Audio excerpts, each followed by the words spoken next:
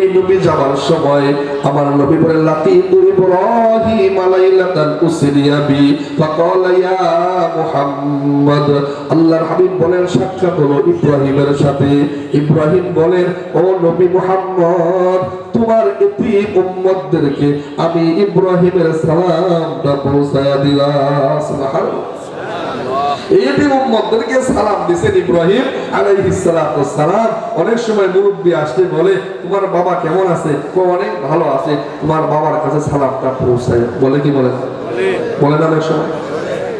আমারে তোমার আব্বার সাথে আমার কোনো সম্পর্ক ছিল, দীর্ঘদিন ধরে দেখা হয় না, তুমি আসলা, তোমার বাবাকে আমার সালামটা দিও। কি বলে কি বলে না বলেন? কেমন জানি ইব্রাহিম বলেন হে নবী, আপনার এতিম উম্মতদেরকে আমি ইব্রাহিমের পক্ষ থেকে সালাম জানায় দিবেন। ওয়া আখবিরুহুম আন্নাল জান্নাতা তাইয়্যিবাতুত তুরবা। শুধু সালামই দিবেন না, আপনার এতিম উম্মতদেরকে এই কথাটাও জানায় দিয়েন। ওয়া আখবিরুহুম আন্নাল জান্নাতা তাইয়্যিবাতুত তুরবা। নবী এটাও জানায় দিয়েন জান্নাতের মাটি বড় উর্বর মাটি, জান্নাতের পানি বড় সুমিষ্টি পানি। ওয়া আন্নাহা কিয়ানুন। জান্নাত খালি পড়ে আছে। সুবহানাল্লাহ। এই দুনিয়ার মালিক যদি আমাদের মুফতির রহমান সাহেবের দেয়া হয়, আপনার নামে লিখে দিলাম, সরকার যদি বলে মাস্টার সাহেব আপনার নামে সমস্ত কিছু লিখে দিলাম, নেন, কত খুশি হবে না? সব তার হাতে, প্লেন তার কথায় চলবে, এরকম সব কিছু তার কথায় চলবে। এমন মালিক আল্লাহ যদি তাকে বানায় দেয়, কত খুশি হবে না? এই দুনিয়া নয়, এই দুনিয়ার 10 দুনিয়ার সমান জান্নাত, ছোট্ট জান্নাত আল্লাহ বান্দাকে দান করেছে। জান্নাতে কি ফল খাইবেন? আমার নবীকে বলেন ওয়া আখবিরুহুম আন্নাল জান্নাতা তাইয়্যিবাতুত তুরবা ওয়া আযবাতুল মা ওয়া আন্নাহা কিয়ানুন ওয়া আন্না খরাসাহা সুবহানাল্লাহ। নবী জানায়া দেন জান্নাতের মাটি বড় উর্বর মাটি, জান্নাতের পানি বড় সুমিষ্টি পানি। ওয়া আন্নাহা কিয়ানুন, জান্নাত খালি ময়দান। ওয়া আন্না খরাসাহা, জান্নাতের চারা হলো সুবহানাল্লাহ। জান্নাতের চারা কি বলেন? জান্নাতের চারা হলো সুবহানাল্লাহ। ও কলিজার টুকরা মা, তুমি যখন ভাত রান্না করো, ইচ্ছা করলে তুমি জান্নাতের চারা লাগাইতে পারবা। কাজ করো হাত দিয়ে, মুখ চলবে সুবহানাল্লাহ সুবহানাল্লাহ। রাস্তা দিয়ে আসতেছি একা একা, কেউ নাই, ভালো লাগে না, সুবহানাল্লাহ সুবহানাল্লাহ সুবহানাল্লাহ। এইভাবে জিকির করতে করতে করতে করতে নিয়ত করব প্রত্যেকদিন আমার জান্নাতে 100 করে ডালিম গাছ লাগাবো, 100 করে ফল গাছ লাগাবো। এইভাবে আল্লাহর বান্দারা দুনিয়ার সময়কে অপচয় করে না, তারা দুনিয়ার সময়কে মূল্যায়ন করে। আমার একটা সেকেন্ডের বড় দাম, এই সময় চলে গেলে আর কোনোদিন আসবে না। কথা বলেন ঠিক কিনা? বলেন তো কি সুবহানাল্লাহ? আমাদের বলল সুবহানাল্লাহ। প্রত্যেকদিন 100 বার করে জান্নাতে, কমপক্ষে 100 বার করে 100 বার জান্নাতে চারা লাগাবো। হে যুবকের দল, হুন্ডা চালাইতেছি হাত দিয়ে, আল্লাহর জিকির থাকবে আল্লাহ আল্লাহ আল্লাহ আল্লাহ আল্লাহ আল্লাহ। আমি সংসারে কাজ করি, জমির মধ্যে হাত দিয়ে কাজ করি, কলমে জিকির থাকবে। জিকির করতে করতে এমন হয়ে যাব যেই জায়গায় জিকির করব, যেইভাবে করব, এমন হয়ে যাব আমার পুরো অঙ্গ আল্লাহর জিকিরে থাকবে। রাজি আছেন ইনশাআল্লাহ? তাহলে আমরা এখানে বসে জান্নাতের চারা লাগাবো। আমি আপনাদের সামনে পবিত্র কোরআনুল কারীম থেকে একটা আয়াত তেলাওয়াত করেছি। আল্লাহ রাসূল সাল্লাল্লাহু আলাইহি সাল্লামের হাদিস থেকে, অসংখ্য হাদিস থেকে একটা হাদিস আপনাদের সামনে পড়েছি। হাদিসের অর্থ আপনাদেরকে বলি। আল্লাহ রাসূল দুনিয়া থেকে চলে গেছে, ঠিক না বেটা? নবী কি আর কোনোদিন আসবে? আমরা কার অনুসরণ করবো বলেন? আল্লাহ রাসূল মুহাম্মদ রাসূল সাল্লাল্লাহু আলাইহি ওয়াসাল্লাম। নবী চলে গেছেন ঠিক, কিন্তু নবীর অনুসরণ আমরা করি না। কি বলেন? করি না। এই যে টুপিটা যে আমরা পরছি, এটা কার সুন্নাত? বলেন কার সুন্নাত? এই যে লম্বা দাড়ি, এটা কার সুন্নাত? লম্বা জামাটা পরে, এটাও নবীর সুন্নাত। নবী চলে গেছেন, কিন্তু নবীর ভালোবাসা হৃদয় আছে কি নাই? আছে, এখনো আছে, আমার মায়েদের মাঝেও আছে, আমার যুবকদের মাঝেও আছে, আমার বাবাদের মাঝেও আছে। নবীর মহব্বত আর ভালোবাসা যদি নাই থাকতো তাহলে মাথায় টুপি আপনারা পড়তেন না। আমার নবী হাসরের ময়দানে বলবে, আয় আমার সাথে, আয় আব্দুর রহমান, তোমাকে আমি চিনে ফেলেছি কারণ তুমি আমার সুন্নতকে মহব্বত করতা, আসো আমি তোমাকে জান্নাতে পৌঁছায়া দিব। সুবহানাল্লাহ। নবী যদি একবার বলে তোমার চিনি না যাও, পৃথিবীতে কেউ নাই আপনাকে সবাই, না মা বাবা, ভাই বোন, আত্মীয় স্বজন, চাচা, দাদা, ইয়াউমা ইয়াফিরুল মারউ মিন আখিহি ওয়া উম্মিহি ওয়া আবিহি ওয়া সাহিবাতিহি ওয়া বানিহি। কেউ কারো পরিচয় দিবে না। বাবা সন্তান থেকে দূরে সরে যাবে, সন্তান বাবা থেকে দূরে চলে যাবে, ভাই ভাই থেকে দূরে সরে যাবে, স্বামী বলবে আমি কোনো বিবাহই করি নাই, স্ত্রী বলবে আমার কোনো বিবাহ হয় নাই, মা বলবে আমার কোনো সন্তানই দুনিয়াতে নাই, সন্তান বলবে আমার কোনো মা বাবাও দুনিয়াতে নাই। এমন একটা সময় আসবে আমার নবী ছাড়া কেউ সুপারিশ করতে পারবে না। নবী কখনো সিরাতে যাবে, আমার উম্মত হাই হাই না জান্নাতে বলে যায়। আমার নবী কখনো হাউজে কাউসারের ওখানে যাবে, আমার উম্মতকে এক গ্লাস পানি পান করায় দেয়। আমার উম্মত পিপাসায় বড় কষ্ট করতেছে, উম্মতের জন্য নবী আমার বিচারের পাল্লায় চলে যাবে, আমার উম্মতের আমলনামা ওজন করা হচ্ছে, না জানি আমার উম্মত ফেসে যায়, না জানি তার আমলনামা হালকা হয়ে যায়। নবী দৌড়ায় 3 জায়গায় দৌড়াতে থাকবে। হে মুসলমান, আজকে নবীর মহব্বতে আমরা এমন হয়ে গেছি যে দাড়িগুলো প্রতিদিনই কাটি। কথা ঠিক না? কষ্ট করে টাকা কামাই ঠিক, কিন্তু দাড়ির মধ্যে মুস কাটি, দাড়ি গাড়ি সব কাটি, নবীর কলিজায় আমরা আঘাত দেই। অথচ ওই নবীর সুপারিশ ছাড়া পৃথিবীর কেউ জান্নাতে যাইতে পারবে? পারবে বলেন? পারবে? পারবে না।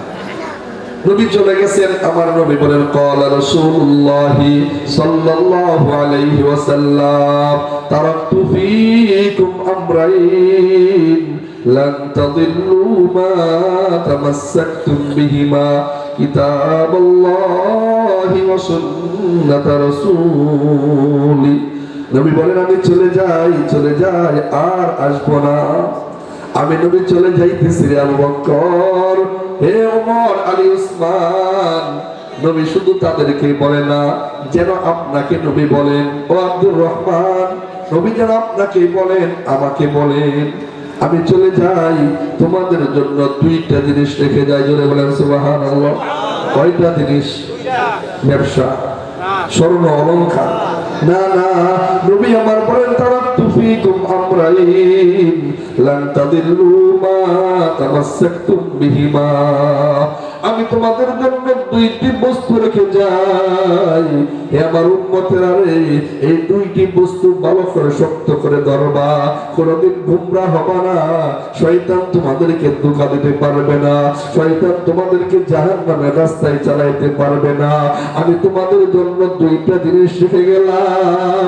1 নাম্বার হলো আল্লাহর কালাম কোরআন, 2 নাম্বার হলো আমি নবীর আদর্শ, আমি নবীর সুন্নাত। হে উম্মত, এই 2টা জিনিস ভালো করে ধরবা। আমার এই 2টা জিনিস রেখে দেওয়া ধরবা, তোমরা কখনো জাহান্নামী মুখী হইবে না। 1 নাম্বার হলো কোরআন। হে বন্ধুরে, কোরআন তো আমার ঘরের মধ্যেও আছে, কোরআন তো মসজিদেও আছে, কোরআন তো বাড়িতেও আছে। এই কোরআন এমন একটি কিতাব, যেই কিতাবের দিকে তাকানো সওয়াব, যেই কিতাব পড়াও সওয়াব, যেই কিতাব পড়ানো সওয়াব। হে বন্ধু, কোরআনটাকে হাতে নিয়া বড় মহব্বতের সাথে একটা চুমা দিব কি? দিব কি? ইনশাআল্লাহ। কোরআনটাকে মাঝে মাঝে বুকে নিয়ে জড়াইয়া ধরবো। আর এই কোরআন তো দুনিয়ার কোনো মাখলুক নয়, এই কোরআন হলো আমার আল্লাহর কালাম। ঘরের মাঝে কোরআনটা এত সুন্দর করে রেখে দেই, কোরআনের উপর যে গিলাপটা লাগাই, আমার মায়েরা তাকের উপর কোরআনটাকে রেখে দেয়। দেখবেন ফজরের নামাজের পরে মা কোরআনটাকে হাতে নেয়, সুন্দর নামাজের সুরতে বসে যায়, এরপরে আল্লাহর কোরআনটা ছোট্ট ছোট্ট আওয়াজে তেলাওয়াত করে। আমার আল্লাহ আরশে আজিমে বসে বসে বলেন, হে আমার বান্দি রহিমা, হে আমার বান্দি ফাতেমা, তুমি তো এই ফজরের পরে কোরআন পড়ো, আমি আল্লাহ তোমার এই কোরআন তেলাওয়াতটা নিজ কানে শুনি। সুবহানাল্লাহ, সুবহানাল্লাহ বলেন না। আমার আল্লাহ বলেন ফাতেমা তুমি ফজরের পরে যে কোরআন পড়ো কার সাথে কথা বলো? কোরআন বলো মানে আমি আল্লাহর সাথে কথা বলো। যে কোরআন আরশে আজিমে লাওহে মাহফুজে ছিল, এই কোরআন আমি নাজিল করলাম ফেরেশতা জিবরাইলের কাছে। ওই জিবরাইল আমার হাবিবের হৃদয়ের মাঝে কোরআনটাকে দিয়ে দিল। আর এই কোরআন নবী চলে গেছে 14.5 বছর পরে, 1450 বছর পরে তোমার ঘরের কোনায় কোনায় এই কোরআনের আওয়াজ আসে। আমি আল্লাহ আরশে আজিমে বসে বসে তোমার কোরআন তেলাওয়াতটা শুনি। সুবহানাল্লাহ। আজকে মুসলমান আমাদের কথায় আমি বলি, আমার পরিবারের কথা বলি, যে কোরআনটা ঘরে আছে দেখার মতো সুযোগ নেই। কথা বল ঠিক না? কোরআন পড়তে পারি না, কোরআন তাকায় দেখবো, কোরআনের হরফটা দেখবো, পৃষ্ঠাটা উল্টাবো, একটু চুমু দিব, এটা আমার আল্লাহর কথা। কোরআনের প্রতি ভালোবাসা রাখবো, আমার আল্লাহর কথা। এইবার পৃষ্ঠা উল্টায় উল্টায় দেখবো। যারা পড়তে পারি তারা তো পড়বোই, যারা পড়তে পারি না তারাটাও প্রত্যেক দিন কোরআনটাকে হাতে নেব ইনশাআল্লাহ। বলেন ইনশাআল্লাহ করে বলেন। জীবনে অনেক মানুষ আছে আমাদের এলাকায় কোরআন জীবনে একটা খতম দেয় না। আসেনি? আছে। যদি আমার আল্লাহ বলেন বান্দা এত সুন্দর জবানটা তোমাকে দিলাম, মা বলে যখন ডাক দিতে ইচ্ছা করলে ডাকতে পারতা, বাবাকে বাবা বলে ডাকতে পারতা, ছেলেকে ছেলে বলে ডাকতা, ভাইকে ভাই বলে ডাকতা, বোনের সাথে কত সুন্দর মোবাইলে কথা বলতা, স্বামীর সাথে মিষ্টি মুষ্টি সুরে কথা বলতা, স্ত্রীর সাথে কত সুন্দর করে কথা বলতা। বান্দারে ওই জবানটা দিয়ে কি আমার কোরআন একবার পড়ার সুযোগ তোর হইল না? আমার কোরআনটা তোর ঘরের ওই তাকের মধ্যে রয়ে গেল। আমার আল্লাহকে প্রশ্ন করে বান্দারে একটু কোরআনটা খুইলা আমি আল্লাহর সাথে একটু কথা বলার সুযোগ কি তোর জীবনে কোনোদিন হয় নাই? তুই কি কোরআনের দিকে কোনোদিন তাকায়া দেখলি না আমি কোরআনে কি কথা বলেছি? বান্দা বুঝোস না, না বুঝতি কিন্তু তাকায়া দেখতি আমার আল্লাহর কথাগুলা কেমন, আমি আল্লাহ কি কি তোমার এই কোরআনের মধ্যে বলে দিয়েছি। ও বান্দা কত মহব্বতে আমার বান্দারা কোরআন তেলাওয়াত করে আমি আল্লাহ শুনি। তাদের মতো কি হইতে পারবি না? দুনিয়া কামাইলি, টাকা কামাইলি, ব্যবসা করলি, কত কথা বললি, কিন্তু আমার কোরআন দেখার মতো সুযোগ উত্তর হয় নাই। আমার আল্লাহ যদি প্রশ্ন করে কি উত্তর দিব রে আমার মা, কি উত্তর দিব আমার বোন, আমার বাবারা? নিয়ত করবো আল্লাহ যতদিন লাগবে না লাগুক, তোমার কোরআনের একটা খতম না দিয়ে মৃত্যু দিও না। সবাই বলেন আমিন। আল্লাহ দিও না মৃত্যু, তোমার কোরআনটাকে পড়তে চাই। আমার এই দুনিয়াতে আল্লাহর এই বান্দাদের মাঝে অনেকে এমন আছে পুরা কোরআনটাকে মুখস্থ করতে পারে, অনেক আছে দাঁড়ায় দাঁড়ায় পুরা কোরআনটাকে মুখস্থ শোনাইতে পারবে, তাহাজ্জুদের নামাজে কোরআন পড়ে, হাফেজে কোরআন আছে। আপনাদের মসজিদের ইমাম আব্দুল মুমিন সাহেব, মুফতি মুমিন সাহেব, তার ছোট্ট বাচ্চাটা কোরআন কতবার মুখস্থ করে দিয়েছে। সে যদি পারে তাহলে আমি কেন পারবো না? সে যদি পারে তাহলে আমি কেন পারবো না? এইভাবে নিয়ত করে কোরআনটাকে চুমু দিয়ে চেষ্টা করি, আমার আল্লাহ কোরআন পড়ার সুযোগ আমাকে করে দেবেন ইনশাআল্লাহ। আল্লাহ এই বক্তব্যে মসজিদ দেখবেন অনেক ছোট্ট ছোট্ট বাচ্চারা আসে। আপনাদের মুফতি সাহেব এই ছোট্ট ছোট্ট বাচ্চাদেরকে আলিফ আর বা শিক্ষা দেয় কি দেয় না? আমার মায়েরা সকালবেলা ওই বক্তব্যে ছাত্রদেরকে পাঠায় দেয়, মা যাও ইমাম সাহেব হুজুর ডাকছেন, কোরআন শিক্ষা হবে, কোরআনের শিক্ষা হবে, বক্তব্যের ছাত্র ছাত্রীরা চলে আসো। তখন দেখবেন মায়েরা ওই কলিজার টুকরা আদরের সন্তানটিকে আদর করে উঠায়, মা যাও। মা আসতে চাই না, মা বারবার আদর করে যা যা মা যা যা যা মসজিদে পাঠায় দেয়। আমাদের এখনো মনে পড়ে সেই দৃশ্যগুলা, আমরা আসতে চাইতাম না, মা বলতো যা যা মসজিদে যা না, একটু কোরআনটা পড়ে আয়। আমার বোনরা যাইতো, আমরাও যাইতাম। দেখবেন এখনো অনেক বাচ্চারা আসে, ওই বাচ্চা যখন মসজিদে আসে, আসার পরে একটা হরফ যখন শিখে আলিফ, মাতা যখন শিখে, আপনার মা মাসুম বাচ্চার কোনো আমল তো লেখা হয় না, কোনো সওয়াবও লেখা হয় না, কোনো গুনাহও লেখা হয় না। আল্লাহর ফেরেশতারা খাতা নিয়ে বসে আছে, আল্লাহর কাছে বলে, আল্লাহ এই আব্দুর রহমান, আপনার বান্দি রহিমা, আপনার বান্দি ফাতেমা এই মসজিদে এসে কোরআন পড়লো, কার নামে সওয়াব লিখবো? তার তো কোনো গুনাহও লেখা হয় না, তার তো কোনো সওয়াব লেখা হয় না।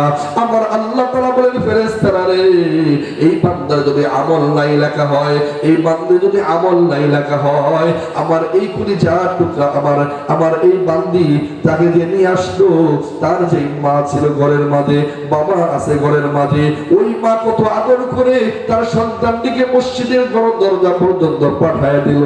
তার বাবা অফিসে যাওয়ার সময় মেয়েটাকে মসজিদ পর্যন্ত পাঠায় দিল, হাতটা ধরে তার বাবা মসজিদে নিয়ে আসলো, তার মা আবার নিয়ে আসে। ওই মা বাবার আমল নামায় প্রতি হরফে হরফে 10টা করে লিখে রেখে দাও। আল্লাহ তাআলা বলেন, ফেরেশতারা লেখ, তার আমল নামায় না, তার মা বাবার আমল নামায় লেখ। ও বন্ধু, তোমার সন্তান যখন কোরআনটা পড়ে শুদ্ধভাবে কোরআন পড়তে পারবে, এরপরে কোরআনের উপর আমল করবে, এরকম শ্বশুর বাড়ি চলে যাবে, স্বামীর বাড়ি চলে যাবে, রমজান মাস যখন আসবে, আপনার মেয়েটা দেখবেন একটা কোরআন খতম করে ঘরের কোনায় বসে বসে কাঁদে, আল্লাহ মা বাবার বাড়ি ছেড়ে ঘর ছেড়ে স্বামীর হাত ধরে স্বামীর ঘরে আসলাম, এখন বাড়িতে যায় দেখি ঘরে বাবাও নাই, মাও নাই, ভাইরা বিন হয়ে গেছে, যাই ওই